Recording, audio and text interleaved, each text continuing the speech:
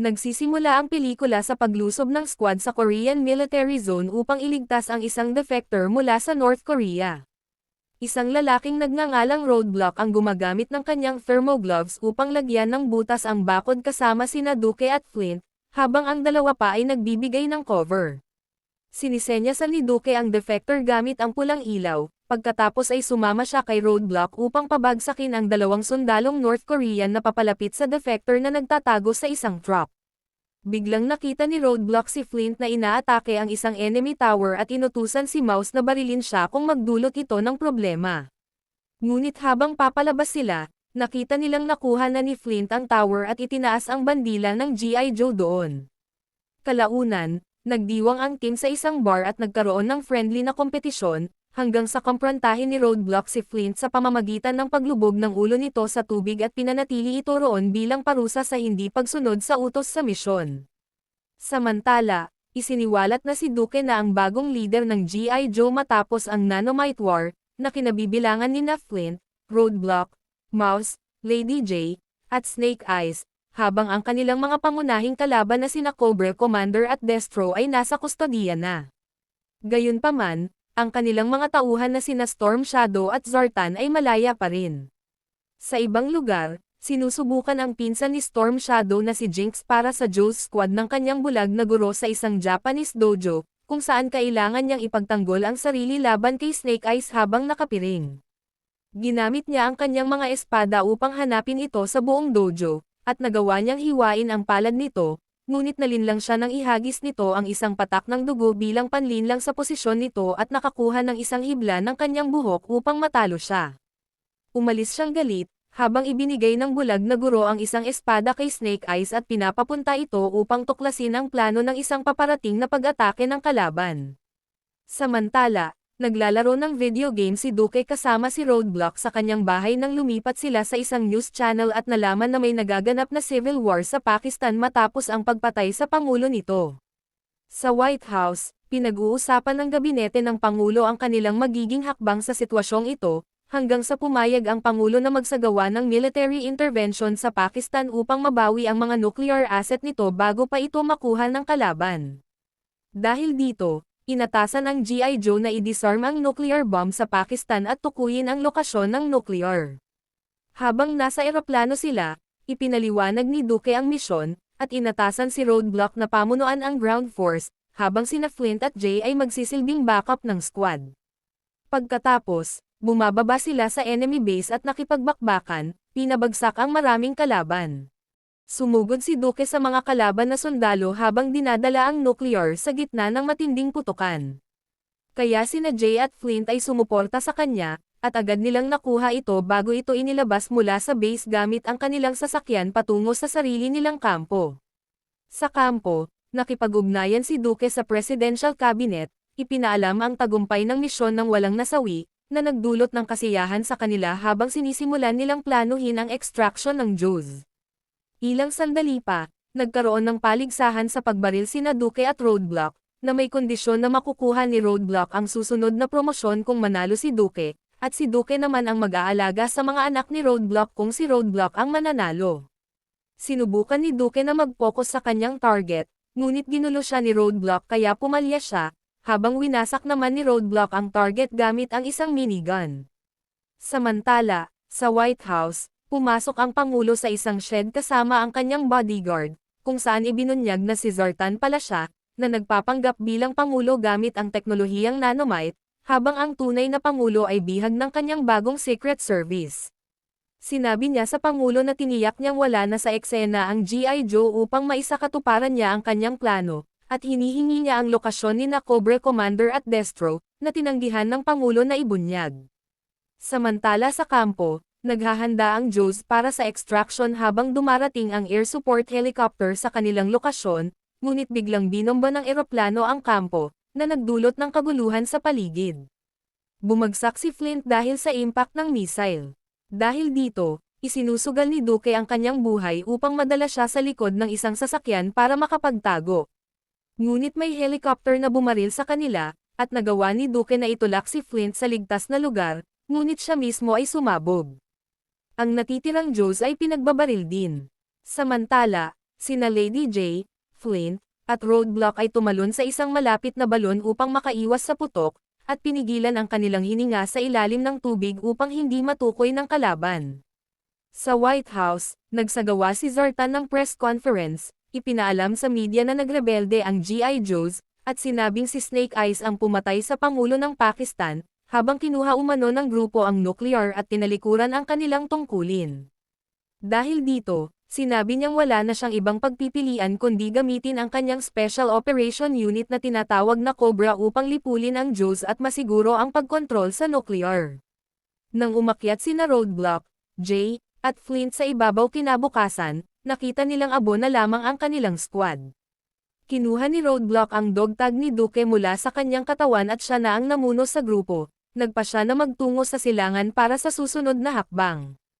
Kalaunan, dinala si Snake Eyes sa Ain Seren na kulungan, kung saan sinalubong siya ng warden na si James at dinala pababa sa isang underground na piitan. Doon siya ilalagay katabi ng dalawang kilalang terorista, sina Destro at Cobra Commander, na parehong nakalubog sa mga tangke at pinananatili sa isang estado ng tulog, kung saan paralisado ang kanilang mga katawan ngunit gising ang kanilang mga isipan. Pagkatapos, iniutos ni Warden James na tanggalin ang helmet ni Snake Eyes, ngunit si Storm Shadow ang kanyang nakita sa loob nito, na nagpapanggap bilang si Snake Eyes. Gayunpaman, wala siyang pakialam basta't may isang sikat na bilanggo siya sa kanyang kustodiya. Samantala, naglalakbay ang natitirang Joes sa disyerto ng Indus Valley nang imungkahi ni Flint na tawagan ang kanilang headquarters. Ngunit ipinaliwanag ni Roadblock na inatake sila ng isang makapangyarihang puwersa, marahil ang Pangulo, kaya dapat silang magtago muna at si Snake Eyes lang ang maaari nilang pagkatiwalaan. Sa kulungan naman, inilagay rin si Storm Shadow sa isang tangke at pinaparalisa. Sa ibang lugar, isang operatiba ng Cobra na nakamotorsiklo ang nagpakawala ng ilang nanomites sa kanyang paligid. Sa disyerto, natagpuan ng Joes ang isang airbase at binabalak nilang gamitin ito upang makabalik sa kanilang tahanan. Samantala, dumating ang mga nanomites sa kulungan. Nakita ni Storm Shadow ang isa sa mga ito sa pamamagitan ng camera monitor at sinadyang ihinto ang tibok ng kanyang puso, na nagpilit sa seguridad na buksan ang kanyang tangke. Dahil dito, nalunod niya ang gwardyang sumusubok na ilabas siya, at nakatakas siya ng mabasag ang tangke dahil sa putok ng baril ng gwardya.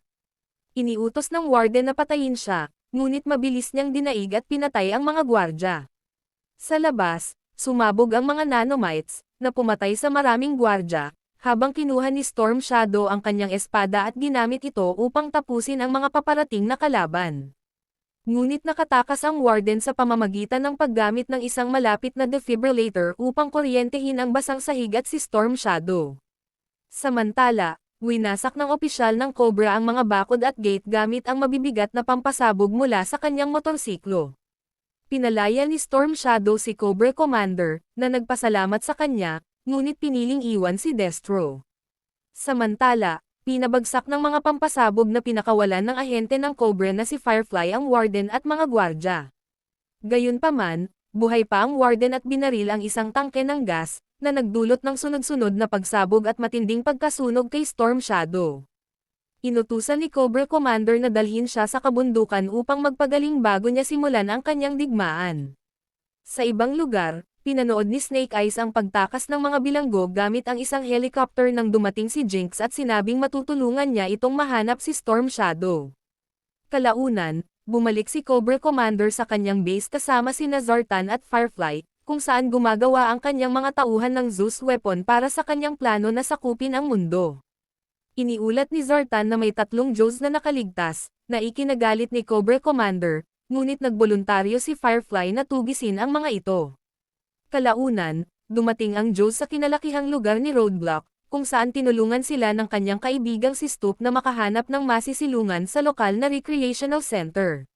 Doon, inatasan ni Roadblock si Flint na ilista ang lahat ng natitira nilang kagamitan, habang si Lady J naman ay inutusang tawagan ang sinumang natitirang Joe upang humingi ng tulong at alamin kung bakit kakaiba ang kilos ng Pangulo. Sa kabilang banda, ginagamot ang mga paso ni Storm Shadow sa isang monasteryo sa itaas ng mga bundok na nababalutan ng nyebe, habang papunta roon sina Jinx at Snake Eyes. Habang nasa daan, natanggap nila ang mensahe ni Lady J at ipinaalam na pupuntahan nila si Storm Shadow. Samantala, nag-aalala si Flint na kulang sila sa suporta upang manalo sa laban. Ngunit pinalakas siya ng loob ni Roadblock sa pamamagitan ng pagkukwento kung paano siya nagbago mula sa isang batang mahina tungo sa isang mandirigmang na recruit ng G.I. Joe. Tinawag sila ni Lady J upang tingnan ang mga pagbabago sa paraan ng pagsasalita at kilos ng Pangulo, na ayon sa kanya ay napakakaiba, at nagmumungkahi na maaaring impostor ang Pangulo. Dahil dito, dinala sila ni Roadblock sa pinakaunang Joe na si General Colton, na maaari nilang pagkatiwalaan. Sa kanyang bahay, ipinaalam ni Roadblock sa kanya ang pagkamatay ng kanilang mga kasamahan, ngunit hindi pinaniwalaan ni Colton ang teorya tungkol sa isang impostor na Pangulo. Gayunpaman, tinulungan pa rin niya sila sa pamamagitan ng pagbibigay ng impormasyon kung saan naglalaro ng poker ang Chief of Staff ng Pangulo at ang mga kahinaan nito. Sa gabi, habang pauwi ang Chief of Staff matapos ang isang laro ng poker, inaakit siya ni Lady J at pinilit na pasakayin sa kotse, kung saan tinanong siya ng Joes tungkol sa mga pagbabago sa ugali ng Pangulo, at kalaunan ay pinilit siyang tumawag para sa kanila. Sa ibang lugar, narating nina Snake Eyes at Jinx ang monasteryo kung saan kagagaling lang ni Storm Shadow sa kanyang mga sugat at palabas na siya. Habang nagbibihis siya, nakita niyang may isang gwardyang itinapon pababa ng bundok, kaya naghanda siya sa laban at humarap kay Snake Eyes. Inatake siya ni Storm Shadow gamit ang shuriken, ngunit nabaril ito ni Snake Eyes, na nauwi sa matinding laban na paulit-ulit ang palitan ng atake.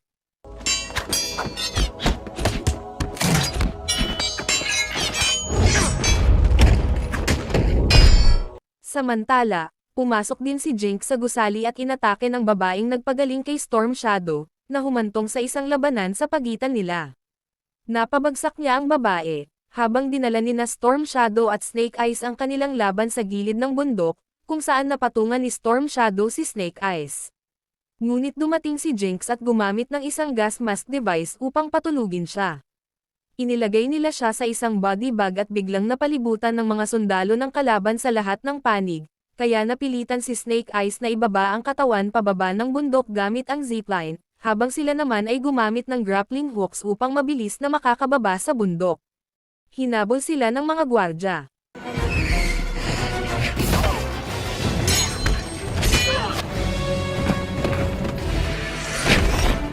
Nakuha nila ang katawan ni Storm Shadow sa zipline, itinali ito sa gilid ng bundok habang nakikipaglaban sila sa kalaban sa isang sword fight na parang naglalakad sa pader. Nagtapos ito nang akitin ni Snake Eyes ang mga sundalo sa isang gilid kung saan may glacier sa itaas na kanyang binaril upang magdulot ng pagbagsak ng yelo, dahilan upang mahulog ang mga kalaban pababa ng bundok. Siya mismo ay himalang nakaligtas sa mga yelo kasama ang katawan ni Storm Shadow. Samantala, pumasok si Jay sa isang party na inorganisa para sa Pangulo, na nagkunwaring isang reporter, at sinenyasan niya sina Roadblock at Flint na naghihintay sa labas. Sa loob, sinubukan niyang gamitin ang kanyang kagandahan upang makuha ang atensyon ni Zartan, habang ang kanyang bodyguard ay gumagamit ng mga kamera upang suriin ang kanyang pagkakakilanlan sa database. Nakuha niya ang atensyon ni Zartan, na nag-imbite sa kanya na sumayaw, ngunit tumanggi siya at kumuha ng isang hibla ng buhok mula sa kanyang jacket, at inilagay ito sa isang device upang iskan ang DNA nito. Ipinakita ng scan ang tunay na pagkakakilanlan ni Zartan, habang natuklasan din ng bodyguard ang pagkakakilanlan ni Jay bilang isang Joe, ngunit nakatakas siya bago pa dumating ang mga tauhan nito. Habang tumatakas si Lady J mula sa gusali, nagpa siya si Roadblock na samantalahin ang pagkakataon upang patayin si Zartan bilang paghihiganti kay Duke. Habang papasok si Zartan sa kanyang sasakyan, pinigilan siya nina Lady J at Flint, ngunit itinutok pa rin niya ang kanyang baril, hanggang sa mapigilan siya ng mga nanomites, na nagpilit sa kanya na umatras at makipaglaban kay Firefly. Nagpalitan ng suntok ang dalawa, at nakakuha ng kalamangan si Roadblock sa una, ngunit kumuha si Firefly ng isang bakal na rod sa paligid at binugbog si Roadblock. Malapit na niya itong barilin, ngunit binangga siya nina Jay at Flint gamit ang kanilang sasakyan. Gayunpaman, nakatakas pa rin siya gamit ang kanyang motorsiklo. Sa kabilang banda, malapit nang patayin si Storm Shadow gamit ang sarili niyang espada, na ginamit niya noon upang patayin ang Grandmaster ng dojo noong siya ay bata pa. Ngunit pinatunayan niya ang kanyang pagiging inosente sa pamamagitan ng pagpapakita na peke ang espada, na agad naputol nang tumama ito. Nang isipin niya kung sino ang maaaring nagbintang sa kanya sa pagpatay, napagtanto niyang si Zertan iyon na nagkunwaring kanyang bagong guro noon sa recreational center. Pinagalitan ni Flint si Roadblock dahil sa pagiging padalos-dalos nito, ngunit nanindigan siya sa kanyang desisyon at umalis ng galit. Ikinwento naman ni Lady J kay Flint ang kanyang buhay, kung paano siya sumali sa hukbo upang patunayan na mali ang kanyang ama na mahina ang babae sa pamamagitan ng pag-angat ng ranggo kay Sarito, ngunit pumanaw ito bago pa niya makamit ang kanyang pangarap. Kalaunan, sa White House, dumating si Cobra Commander at kinuha ang kontrol sa nuclear assets ng US sa pamamagitan ng sapilitang pagkuha ng retinal scan ng Pangulo. Sa Recreational Center, naghahaponan ang Diyos at pinag-uusapan ang plano ni Cobra Commander at kung paano may kinalaman ito sa mga nuclear, habang si Zertan ay abala sa pagsasagawa ng summit ng mga bansang may nuclear power. Biglang dumating sina Jinx, Snake Eyes, at Storm Shadow, at nag-aalinlangan si Flint kay Storm Shadow, ngunit kailangan niyang tanggapin ito dahil alam niya ang plano ni Cobra Commander. Nagpulong silang lahat sa bahay ni Colton, kung saan nakakuha sila ng mga armas, at isinasali rin nila si Storm Shadow sa plano. Sa gabi, ibinahagi ni Roadblock ang plano, at inatasan ang team ni Colton sa perimeter, sina Flint, Jay, at Snake Eyes sa ground floor, habang sina Jinx at Storm ay magsisilbing Trojan Horse. Pinili ni Roadblock na harapin mismo ang mga tangke, at binigyang diin ang briefcase sa kamay ni Zertan bilang pinakamahalagang premyo, na para kay Storm Shadow dahil siya ang pinakamalapit kay Zertan. Humingi siya ng mungkahi kay Colton, ngunit wala itong may dagdag kundi ang pagkuha kay Jay sa kanilang team bilang tulong. Kinabukasan, nagsimulang dumating ang mga lider ng mga bansang may nuclear power sa Fort Sumter, South Carolina, kung saan dapat gaganapin ang nuclear summit, at napakataas ng seguridad habang tinutukan ng media ang kakaibang kaganapan ng summit, na umaasang may positibong pagbabago mula rito. Makalipas ang ilang sandali, dumating sina Cobra Commander at Storm Shadow sa fort kasama ang kanilang mga tauhan habang sinisimulan ni Zertan ang pulong at iniutos na alisin agad ng lahat ng leader ang kanilang mga nuclear, kung hindi ay mag-aanunsyo ng digmaan ang US laban sa kanila. Inilabas niya ang isang briefcase at nagpaputok ng ilang nuclear bomb bilang babala na hindi siya nagbibiro, dahilan upang mangamba ang lahat ng leader. Samantala, abala ang Joe sa pag-aayos ng kanilang mga posisyon at pag-alis ng mga gwardya sa paligid ng fort, habang napipilitan ang mga leader ng mundo na pasabugan ang kanilang nuclear bomb ayon sa plano ni Zertan. Sa ibang lugar, dumating sina Jay at Colton sa presidential retreat sa isang sasakyan habang pinapatay niya ang maraming gwardya, habang nililinis naman nina Flint at Snake Eyes ang isang bahagi ng fort.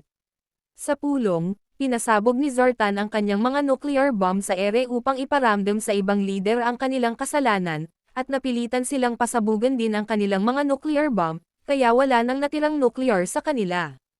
Gayunpaman, ipinakilala niya ang kanyang bagong sistema ng armas na tinatawag na Zeus, isang satellite system na kayang magbato ng tungsten rods sa mas mataas na bilis kaysa sa nuclear bomb nang hindi nagdudulot ng fallout.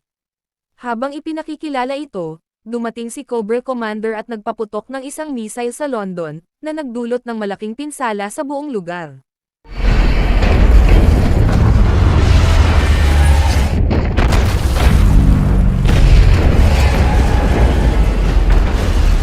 Makaraan ang ilang sandali, iniutos ni Cobra na itaas ang kanyang watawat sa White House at igalaw ang mga satellite sa ibabaw ng mga bansang may nuclear power, na nag-aalok ng buong pagsunod o pagkawasak. Biglang umatake si Storm Shadow, kasama sina Jinx at Snake Eyes na sumali sa laban upang patayin ang mga sundalo ng Cobra, habang nakatakas si Zertan dala ang isang briefcase. Kasabay nito, pumasok si Roadblock sa perimeter gamit ang kanyang improvised na military vehicle na sumisira sa mga tangke at nakakaiwas sa putok ng kalaban dahil sa liksi nito.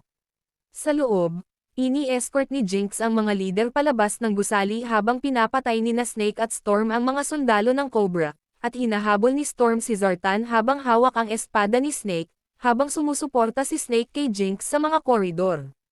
Hinabol ni Storm Shadow si Zertan hanggang sa isang bungal na silid kung saan pinatay niya ang tauhan nito bago ilagay ang espada sa leeg ni Zertan. Ngunit dumating ang isang nanomite upang pasabugan silang dalawa. Pagkatapos nito, tahimik na kinuha ni Firefly ang briefcase at lumakad palayo. Sa White House, sinimulang patayin ni na Jay at Colton ang mga gwardya isa-isa, at nagpadala ang hepe ng seguridad ng gwardya sa pasukan ng basement nang may nahulog na gwardya mula sa hagdan. Lahat ng gwardya ay nakatutok sa pasukan, ngunit si Colton pala ang nagkunwaring patay habang pinapatay niya ang mga tropa. Lumapit sina Colton at Jay sa mga selda kung saan hawak ng hepe ng seguridad ang Pangulo bilang bihag, ngunit binaril ni Jay ang braso ng Pangulo, dahilan upang bumagsak siya at mailantad ang hepe ng seguridad sa putok. Namatay ang hepe ng seguridad at nakalaya ang Pangulo. Samantala, hinarang ni Zartan si Storm gamit ang baril sa isang silid, ngunit pinadeflect ni Storm ang bala gamit ang kanyang espada at itinapon ito sa puso ni Zartan, na agad pumatay sa kanya. Sa ibang lugar, nilinis ni na Jinx, Snake, at Flint ang courtyard, ngunit nakatakas si Firefly habang iniutos ni Cobra sa kanyang mga operator ng Zeus satellite na ihanda ang mga armas at tumakas sa kanyang helicopter. Ipinaalam ni Flint kay Roadblock ang pagtakas ni Firefly, kaya iniwan niya ang kanyang sirang sasakyan at nakita si Firefly na umaalis gamit ang kanyang motorsiklo. Kinuha ni Roadblock ang kanyang minigun upang pasabugan ito at hinabol siya hanggang sa docks, kung saan sumakay si Firefly sa isang bangka upang makatakas. Pinatay ni Roadblock ang ilang gwardya sa kanyang daraanan at hinabol siya sa isa pang motorboat, gamit ang nakamount na baril upang putulin at sirain ang bangka ni Firefly, hanggang sa tuluyang masira ito. Nakipaglaban siya kay Firefly sa pampang at pinigil ito sa chokehold upang mawalan ng malay, nakuha ang Zeus briefcase sa proseso at nakansela ang paglulunsad ng missile mula sa satellites sa huling sandali, na nagdulot ng pagsabog sa loob ng satellites at nagtapos sa banta ng Zeus weapon system. Habang naglalakad si Roadblock, sinubukan ni Firefly na pasabugan siya gamit ang huling nanomite, ngunit nasa kamay ni Roadblock ang remote, kaya siya ang sumabog. Samantala, ibinalik ni Storm Shadow ang espada ni Snake Eyes, na siya namang ibinigay kay Jinx bilang tanda ng pagtanggap sa G.I. Joe. Pagkatapos, pinarangalan ang mga Joes ng Pangulo sa kanilang sakripisyo at pinalapit si Jinx sa squad, habang ibinigay ni Colton ang kanyang sariling baril kay Roadblock upang magamit sa paghahanap at paghuli kay Cobra Commander sa hinaharap. Kung nagustuhan mo ang video na ito, huwag mahihiyang pindutin ang like button. At kung hindi mo nagustuhan, pindutin ang dislike button ng 2 beses upang masiguro. Mas mabuti kung mapapanood mo ang buong pelikula. Wow naman! Maraming salamat sa panonood!